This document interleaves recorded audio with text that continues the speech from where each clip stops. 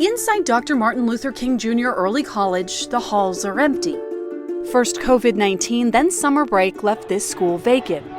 But while the classrooms are closed, hands up! Nationwide protests are bringing history to life. I feel like this moment right here means a lot to all of us. Conversations about race and equity are happening across the country. Colorado has come a long way since segregation, but some say there's still a long way to go. So what role should race play in schools? In this 360, you'll hear from two education experts, a teacher, and students about race in school. First, a history lesson. Black and white students were sent to separate schools until 1954, when the Supreme Court ruled that segregation was unconstitutional in Brown versus Board of Education. I was amongst the first to integrate schools in my neighborhood. Despite this, Denver's classrooms were still largely separate due to school zoning boundaries and neighborhood makeups. Housing covenants that essentially segregated the city. But a 1973 Supreme Court ruling found Denver had, quote, intentionally created and maintained segregated schools. To fix that, the district began busing students to different areas to promote diversity. From first grade to sixth grade, I was bused from the Five Points neighborhood, the Whittier neighborhood, all the way to Hilltop. The busing set in, there was white flight to the suburbs. And it became increasingly more difficult to integrate the schools because the white population was leaving. The busing ended in 1995. Things haven't changed much. Dr. Sharon Bailey has spent years fighting for equity in education. She was on the school board in 1995. The disparities have continued and they've been very persistent. All these years later, but the work still continues. Dr. Bailey put together a report on race in schools and serves as the DPS manager of diversity, equity, and inclusion. She says the racial divide still exists and is growing. Many of our Black and brown families, because of housing unaffordability, have moved out of Denver. I don't know if we can ever return to an era where we can desegregate schools in neighborhoods. Inside the schools themselves, race plays a role in school at every single level of a child's life. Some believe race plays a role in punishment. I was suspended very, very often, and I was misunderstood.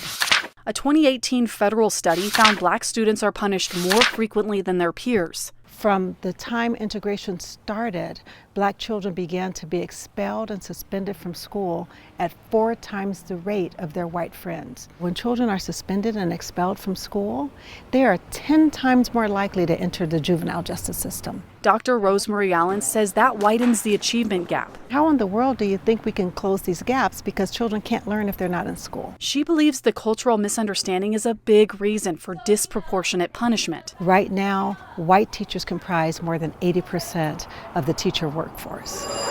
We're looking at a system of schooling where the majority of students don't look like the majority of teachers. Race is a topic that's in the room whether it's acknowledged or not. Teacher Gerardo Munoz says having diversity in the classroom is important. Students of all colors having teachers of color is hugely important. Another 2018 study found that students who have had at least one same-race teacher are 13% more likely to enroll in college. But Munoz believes the higher education system is holding would-be teachers back. I think there's a real pipeline problem when it comes to education. The prep programs are simply not set up for people who are not middle-class white folks. For now, he wants white teachers to not be afraid to tackle the issue of race. The first thing we all need to do is educate ourselves around, what this racial consciousness is. Listen to Black stories. To look for their own biases, talk about race in classrooms, and believe in the potential of all students. If you're a teacher who doesn't believe that every child can succeed, and believe it in your heart, then you don't need to be teaching. There's the role race plays in schools, and then the role schools play in teaching students about race.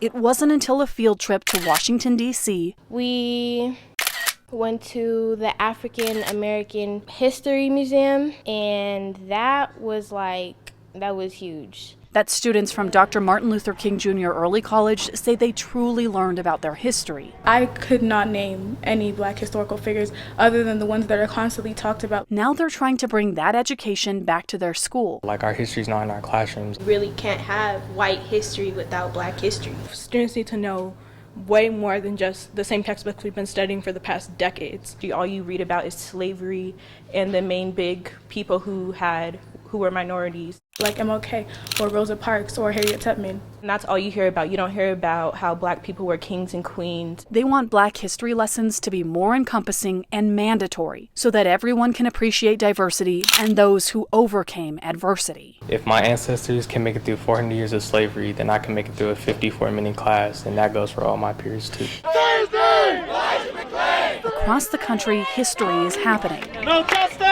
History that will one day be discussed in schools. This didn't just start with George Floyd. This has been going on for years. Talking about race isn't easy. Addressing it is even more difficult. But schools are a place for growing, and it starts with an honest conversation. Megan Lopez, Denver 7.